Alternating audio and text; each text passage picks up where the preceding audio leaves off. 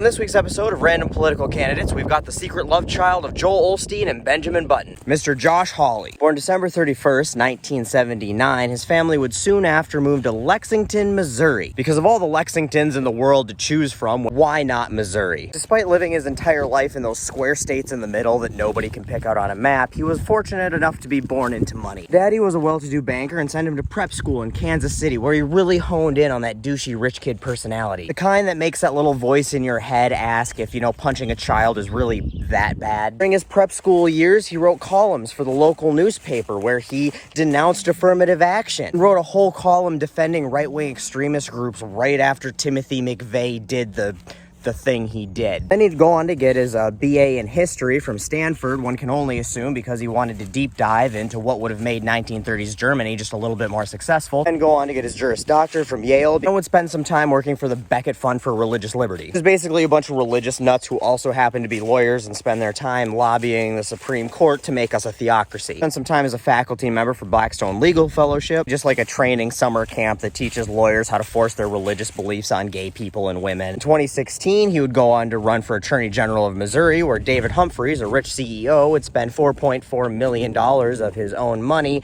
to buy the election for Hawley. The first things he did as Attorney General was choose to not prosecute Sheriff Corey Hutchinson and the officers involved in tasing and beating a mentally ill man to death in jail, which they did because they didn't have any reason to hold Tory Sanders, this mentally ill man, and he didn't want to leave because he was scared. He got annoyed that he wouldn't leave. They just pepper sprayed him and beat him until he died of excited delirium, which is a completely made-up thing not recognized by anybody in the psychiatric field, but often used by cops who don't want to admit that they beat, tased, and pepper sprayed people to death while they were in custody. How were we supposed to know that beating somebody nearly to death would make them so excited they might actually die? So not off to a great start, but his next big move as AG would be going after Big Pharma like Pfizer for their roles in the opioid epidemic. So that wasn't such a bad thing, And then when the Columbia Missourian did a huge expose on Missouri ignoring the problem of rape and having a huge backlog of untested rape kits, Hawley ordered an audit of those rape kits and found that there was 5,000 untested. And then he investigated Google for violating antitrust and consumer protection laws. But maybe he's starting to come around. Redemption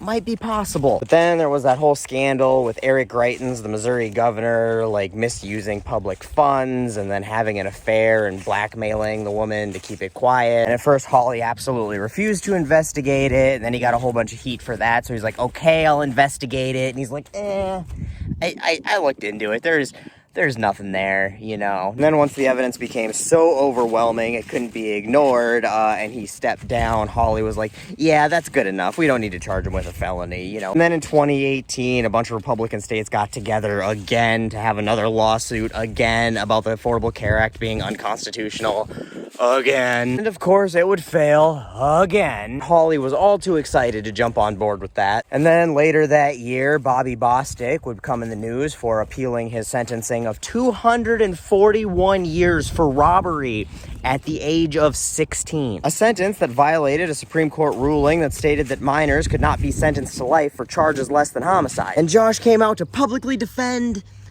the sentence. As a result, Bobby is still in prison today and will be for the rest of his life for committing robbery at 16 years old. Something Josh Hawley feels is an absolutely appropriate punishment. So don't worry, guys, your gut wasn't wrong. He's still a piece of shit. At this time, Hawley was also running for Senate, and he decided that he would use state staff as his personal campaign staff, which is illegal. And because he was Attorney General, he knew that that was illegal, so he covered it up, which is, also illegal. For this, the Attorney General's office was fined $12,000. Where's that wrist? I'm feeling a little slappy. Anyway, after being endorsed by the bronzered calf, he went on to win his senatorial race almost a year after he was sworn in as Attorney General, and after criticizing other politicians for ladder climbing and not spending enough time in their first elected position. He said, but no, guys, it's different for me because I didn't plan on running for Senate when I was running for Attorney General. Just kind of happened. I just sort of fell into being a senator,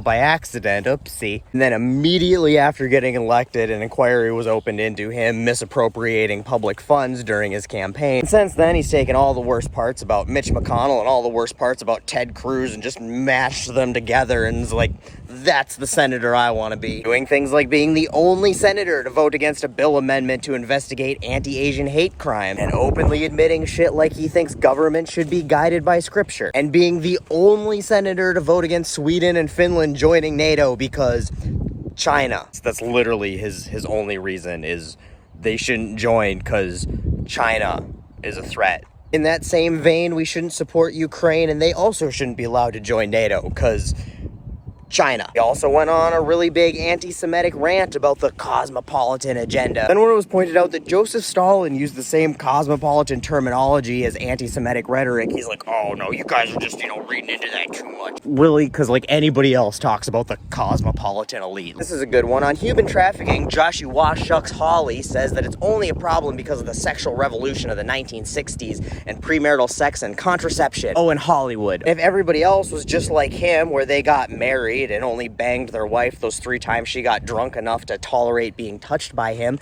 human trafficking wouldn't be a thing. And I mean, obviously, that makes total sense. Sexually repressed married men never get caught paying for sex or sleeping with minors. I'm sure everybody on Epstein's client list was single. He still looks like he's 13, and I still want to punch him in the throat, and that is just fucking with my head a little bit. In a weird moment of him not being a horrible human being, he teamed up with Bernie Sanders to fight for those $1,200 COVID checks we got, so I guess not all bad, credit where it's due.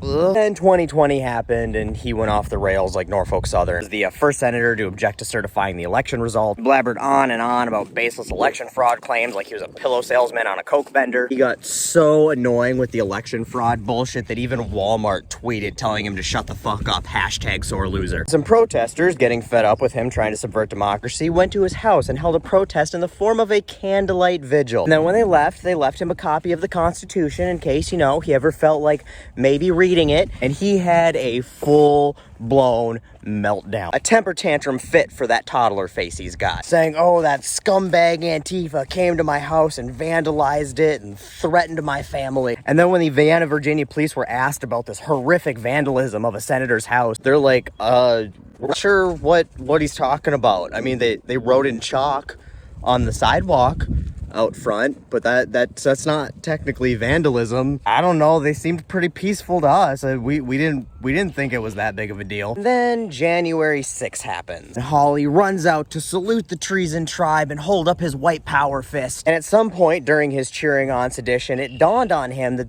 these are just a bunch of mouth-breathing troglodytes who probably don't have any fucking clue who he actually is. And these people do only have the hard drive space to remember like 3 people in Washington, and they've reserved that space for Donald Trump, Hillary Clinton, and Hunter Biden's laptop. So at a certain point, like Ralph from The Simpsons, he thought to himself, I'm in danger. And then there's security footage of him running away like a little bitch. The kind of little bitch who would think that sidewalk chalk is vandalism. After this, he started to get hated by pretty much everybody. John Danforth went on to say that mentoring Hawley was the worst mistake of his entire life. Yale said that he should be disbarred. Airbnb, AT&T, MasterCard, Best Buy, American Express, and a few others all pulled their funding from him. Hallmark literally asked him to give their contributions to his campaign back. Most people would be like, maybe I've crossed a line. But by golly, Hawley was not going to be dissuaded by, Democrats or Republicans or the voters or the media or his colleagues or his mentors or his teachers or a sense of decency or morals or pride or values. He used the opportunity of being persecuted by the cancel culture to fundraise, to fight back against cancel culture. Can you get any more cancel culture than trying to cancel democracy because it hurts your feelings? Anyway, since then, he's written a TikTok ban that sucks so much it got blocked by the Senate. Otherwise, has just been obstructionist for the sake of being obstructionist, which means he doesn't really accomplish anything. So he continues to just whine about election fraud, vote against everybody who hurts his fifis, and masturbate every night to pictures of Donald Trump because his wife probably sleeps in a completely different house. Yeah, he is just one of many glaring examples of why Missouri should not be allowed to make decisions on anything. Seriously, Missouri, you were just very clearly not okay lately. I think we need you to turn in your senators and your representatives and just work on you guys for a while. take some personal days. Well, maybe a vacation, take some time, read a book if you haven't burned them all already. Maybe take your child bride to Chuck E. Cheese for date night, you know, I don't know. Just go take some time, get your head right, and don't worry, we've got everything over here handled. Just go away.